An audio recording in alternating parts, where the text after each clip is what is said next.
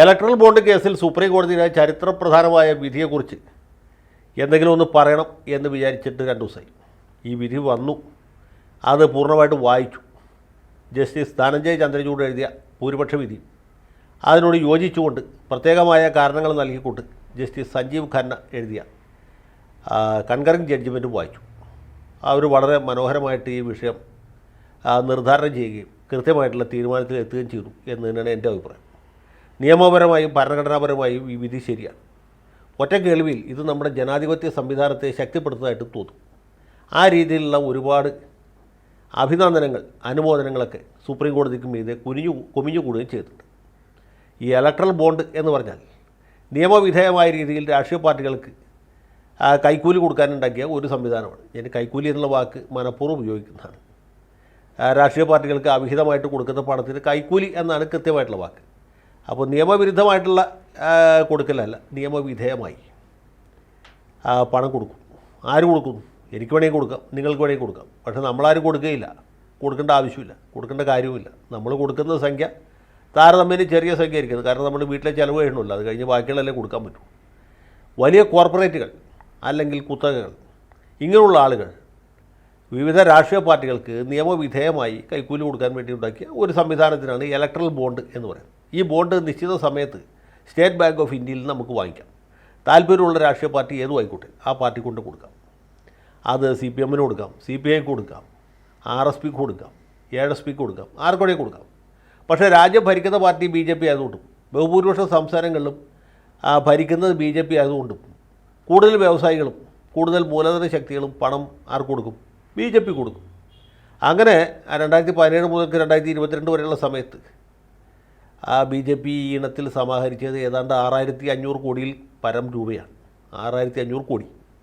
6500 കോടി കിട്ടിയെന്ന് വെച്ചാൽ 6500 കോടിയൊന്നുമല്ല അവർ സമാഹരിച്ചത്, അതൊരു 60,000 കോടിയായിരിക്കും, അല്ലെങ്കിൽ അതിൽ കൂടുതലായിരിക്കും. പക്ഷേ വാങ്ങിയത് അധികം ബ്ലാക്ക് മണിയാണ്. ഇത് പുറത്ത് കാണിക്കാൻ പറ്റില്ല. വൈറ്റായിട്ട് വാങ്ങിയതാണ് 6500 കോടി. കാരണം നിയമവിധേയമായ കൈക്കൂലിയാണല്ലോ ഇലക്ട്രൽ ബോണ്ട്. രാജ്യത്ത് ഇപ്പോഴും പഴയ പ്രതാപം ഇല്ലെങ്കിലും പിടിച്ചു നിൽക്കുന്നൊരു പാർട്ടിയാണ് ഇന്ത്യൻ നാഷണൽ കോൺഗ്രസ്. അവരും പണം വാങ്ങിയിട്ടുണ്ട്, BJPക്കാർ മാത്രമല്ല. അവർ ഏതാണ്ട് 1100 കോടിയിൽ പരം രൂപയാണ് വിവിധ വ്യവസായികളിൽ നിന്ന് വാങ്ങിയത്.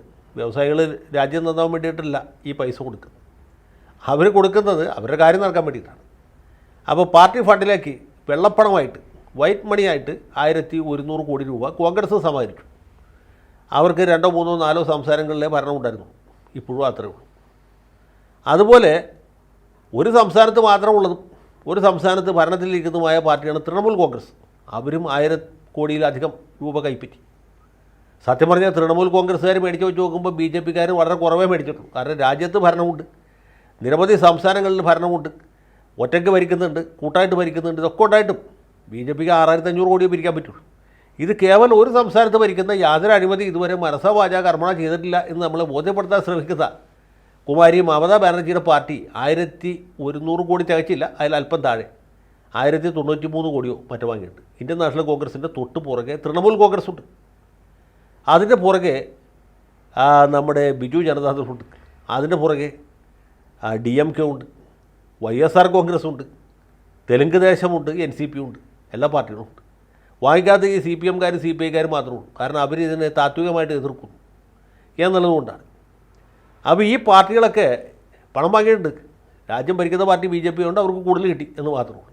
ഇനിയിപ്പോൾ നാളെ കോൺഗ്രസ് 2024 തെരഞ്ഞെടുപ്പിൽ കോൺഗ്രസ് അധികാരത്തിൽ വരികയാണെങ്കിൽ ഇതേ വ്യവസായികൾ തന്നെ കോൺഗ്രസ്സിന് കൊടുക്കും, അല്ലെങ്കിൽ സഖ്യകക്ഷികളായ NCPക്കും DMKക്കും ഒക്കെ കൊടുക്കും. ഇവരെല്ലാവരും പണം കൈപ്പറ്റിയിട്ടുണ്ട്. ഇത് നിയമവിധേയമായ ഒരു അഴിമതിയാണ്. അപ്പോൾ അത് സുപ്രീം കോടതിയെ അസ്ഥിരപ്പെടുത്തി. സുപ്രീം കോടതി അഴിമതിയായിട്ടല്ല അസ്ഥിരപ്പെടുത്തിയത്, ആരിൽ നിന്ന് വാങ്ങി, എത്ര വാങ്ങി എന്നുള്ളത് സുതാര്യമല്ല. വോട്ടർമാർക്ക് ഓരോരുത്തരും എത്ര കൊടുത്തു എന്നറിയാനുള്ള അവകാശമുണ്ട്. വിവരാവകാശ നിയമത്തിൻ്റെ ലംഘനം ഇതിനകത്തുണ്ട്. അത് ഭരണഘടനയുടെ ഒരു തത്വത്തിൽപ്പെട്ടതാണ്. അറിയാനുള്ള അവകാശം നമ്മുടെ ഓരോരുത്തരുടെയും മൗലിക അവകാശമാണ്. ഇത് കേൾക്കുമ്പോൾ സുപ്രീം കോടതിയോട് നമുക്കൊക്കെ വലിയ ബഹുമാനം തോന്നുമെങ്കിലും സുപ്രീം കോടതിയിലെ ന്യായാധിപന്മാരോട് പാമരനായി എനിക്കൊരു ചോദ്യം ചോദിക്കാൻ. എന്താ അറിയോ? തൃണമൂൽ കോൺഗ്രസിന് ഏതേത് വ്യവസായികളാണ് പണം കൊടുത്തത് എന്ന് അറിയുന്നത് കൊണ്ട് എനിക്ക്, അല്ലെങ്കിൽ എന്നെപ്പോലെ ഈ നാട്ടിൽ റോഡിൽ കൂടി നടക്കുന്ന ആളുകൾക്ക് എന്ത് പുണ്യമാണ് കിട്ടാനുള്ളത്? എന്ത് വിശേഷം അതുകൊണ്ടുണ്ടോ? തൃണമൂൽ കോൺഗ്രസ്സിന് ഗൗതം അദാനി 50 കോടി കൊടുത്തു. മുകേഷ് അംബാനി 100 കോടി കൊടുത്തു എന്ന് അറിഞ്ഞാൽ നമുക്കത് കേൾക്കുമ്പോൾ ഒരു രോമാഞ്ചം ഉണ്ടാവും. എം.എ. യൂസഫ് അലി ഇത്ര കൊടുത്തു, അല്ലെങ്കിൽ ഗൾഫാർ മുഹമ്മദ് അലി ഇത്ര കൊടുത്തു എന്നറിയാം. എന്നല്ലാതെ സാധാരണക്കാരന് അതുകൊണ്ട് എന്ത് പുണ്യമാണ് കിട്ടുന്നത് എന്നറിയില്ല. അത് നമുക്ക് ഇതുവരെ മനസ്സിലായിട്ടില്ല. അതിന് 2017 ഈ ഇലക്ട്രൽ ബോണ്ട് നിലവിൽ വന്നത്. സുപ്രീം കോടതി അന്ന് സ്റ്റേ കൊടുത്തിരുന്നെങ്കിൽ, ഇതേ ജഡ്ജിമാരൊക്കെ തന്നെയാണല്ലോ അന്ന് പരിഗണിച്ചത്, അന്ന് കൊടുത്തിരുന്നെങ്കിൽ ഈ BJPക്ക് 6500 കോടിയോ കോൺഗ്രസ്സിന് 1200 കോടിയോ അല്ലെങ്കിൽ തൃണമൂൽ കോൺഗ്രസ്സിന് 1093 കോടിയോ ഒന്നും സമാഹരിക്കാൻ പറ്റുമായിരുന്നില്ല. ഈ സമാഹരിച്ച 5 പൈസയെങ്കിലും ഇവർ അതാത് വ്യവസായികൾക്ക് തിരിച്ചു കൊടുക്കുമോ? കൊടുക്കേണ്ട ആവശ്യമില്ല. അപ്പോൾ ഇതുവരെ വാങ്ങിയത് ലീഗലൈസ് ചെയ്തു, അത് നിയമവിധേയമായി. അതേസമയത്ത് ഇനി അങ്ങോട്ട് ഈ രീതിയിൽ വാങ്ങാൻ പറ്റുകയില്ല. അത് ശരിയാണ്. ഇനി വെള്ളപ്പണമായിട്ട് വാങ്ങാൻ പറ്റുകയില്ല. കള്ളപ്പണമായിട്ട് വാങ്ങുന്നതിന് യാതൊരു തടസ്സമില്ല. ഇപ്പോൾ പറയും കള്ളപ്പണം തന്നെ നിയമവിരുദ്ധമാണ്, അത് ആർക്കും വാങ്ങാനോ കൊടുക്കാനോ പറ്റുകയില്ല. പക്ഷേ നമ്മൾ ജീവിക്കുന്ന രാജ്യത്ത് അങ്ങനെയല്ലല്ലോ. ഇവിടെ വെള്ളപ്പണത്തെ കള്ളപ്പണം ഓടിക്കും എന്നാണ് നമ്മൾ സാമ്പത്തിക ശാസ്ത്രത്തിൽ പഠിച്ചിട്ടുള്ളത്. അത് വളരെ ശരിയാണ്. BJPയുടെ എത്രയോ കോടിയുടെ കള്ളപ്പണമുണ്ട്, കോൺഗ്രസിൻ്റെ എത്രയുണ്ട്, തൃണമൂൽ കോൺഗ്രസിൻ്റെ എത്രയുണ്ട്, ബിജു ജനതാദളിൻ്റെ എത്രയുണ്ട്, DMKയുടെ എത്രയുണ്ട് നമുക്ക് ഊഹിക്കാവുന്നു. പോട്ടെ, കേസ് കൊടുത്ത CPMൻ്റെ എത്ര കോടിയുടെ കള്ളപ്പണമുണ്ട്, അല്ലെങ്കിൽ ഏതേത് രീതിയിലാണ് അവർ പണം വെളുപ്പിക്കുന്നത്. ഇതൊക്കെ പ്രസിദ്ധമായിട്ടുള്ള കാര്യങ്ങളാണ്. അപ്പോൾ ഇങ്ങനെ ഒരു വിധി പ്രഖ്യാപിച്ചതിലൂടെ നമ്മുടെ ന്യായാധിപന്മാർ അവരുടെ നേരസ്ഥത തെളിയിച്ചു എന്നുള്ളതല്ലാതെ നമ്മുടെ ജനാധിപത്യ സംവിധാനത്തിൽ ഇത് ഏതെങ്കിലും രീതിയിൽ ശക്തിപ്പെടുത്തും എന്ന് നിങ്ങൾക്ക് തോന്നുന്നുണ്ടോ?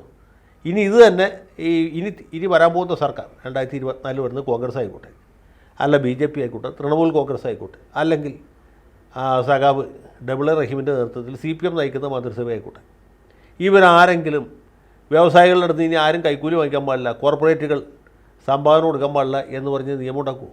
ഒരിക്കലും ഉണ്ടാക്കുകയില്ല. കാരണം അവർക്കും ഈ രാജ്യത്ത് രാഷ്ട്രീയ പ്രവർത്തനം നടത്തണമല്ലോ. ഇത് വലിയ പണച്ചെലവുള്ളൊരു ഏർപ്പാടല്ലേ. VD സതീശൻ പറഞ്ഞുകൊണ്ട് വീട്ടിൽ തെങ്ങ് കയറിച്ച് തേങ്ങ വിറ്റ കാശ് കൊണ്ട് ആർക്കെങ്കിലും രാഷ്ട്രീയ പ്രവർത്തനം നടത്താൻ പറ്റുമോ? പറ്റില്ല. അപ്പോൾ കരിമണൽ കർത്താവിൻ്റെ ഇത് കിട്ടണമെങ്കിൽ അവിടെ നിന്ന് മേടിക്കും, യൂസഫ് അലിയുടെ അടുത്ത് കിട്ടണമെങ്കിൽ അവിടെ നിന്ന് മേടിക്കും, അല്ല രവിപ്പിള്ള കൊടുക്കാൻ വെച്ചാൽ പുള്ളിയുടെ അടുത്ത് മേടിക്കും. രവിപ്പിള്ളയുടെ കാശ് കയ്ക്കും എന്ന് ഏതെങ്കിലും പാർട്ടിക്കാർ പറഞ്ഞിട്ടുണ്ടോ? ഒരാളും പറഞ്ഞിട്ടില്ല, ഒരാളും പറയുകയുമില്ല. പറയാൻ പറ്റില്ല. അതുകൊണ്ട് ഇവരുടെയൊക്കെ പണം കൊണ്ട് തന്നെയായിരിക്കും ഇനിമേലിലും നമ്മുടെ രാജ്യത്ത് രാഷ്ട്രീയ പ്രവർത്തനം നടക്കുക.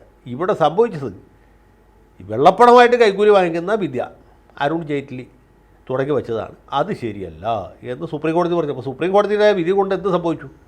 വൈറ്റ് മണി ആയിട്ട് ആർക്കും അഴിമതി നടത്താൻ പറ്റുകയില്ല. അഴിമതി നടത്തുന്നവർ പണ്ടത്തെ പോലെ ബ്ലാക്ക് മണിയിൽ തന്നെ ചെയ്യേണ്ടി വരും. ഇത്ര കാര്യമുള്ളൂ. ഇത് വേണമെങ്കിൽ നമുക്ക് വളരെ ഡെക്കറേഷനോട്ട് ഇന്ത്യൻ ജനാധിപത്യത്തിൻ്റെ വമ്പിച്ച വിജയം, ജുഡീഷ്യറിയുടെ സ്വാതന്ത്ര്യവും നിഷ്പക്ഷതയും മഹത്വവും മേന്മയും ഉയർത്തിപ്പിടിക്കുന്ന വിധി എന്നും വേണമെങ്കിൽ പറയാം. പക്ഷേ സത്യം ഞാൻ പറഞ്ഞതാണ്, അതിനപ്പുറത്ത് വേറൊരു സത്യവുമില്ല.